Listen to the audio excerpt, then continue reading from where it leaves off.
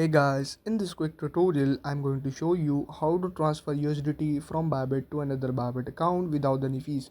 Before we get into it, make sure to like the video and subscribe to the channel for more crypto related videos. First, open your Bybit application. Once you are in the home screen, you need to tap on the assets button at the bottom right corner. Then click on this funding button, and after that you need to tap on the withdraw and then uncheck this, and after that you need to search in the search bar USDT and click here, and after that you will see here two options. First is on chain, another one is internal transfer.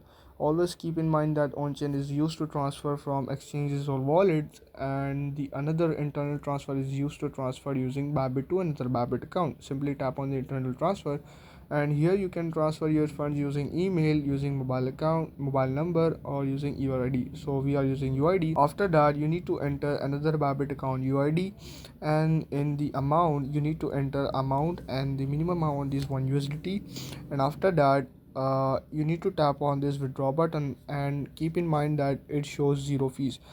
And after that you need to tap on the withdraw button, and it will take up to 2 to 3 minutes to process. And after that your withdrawal will be successful, and your USDT from Bybit to another Bybit account will be transferred successfully.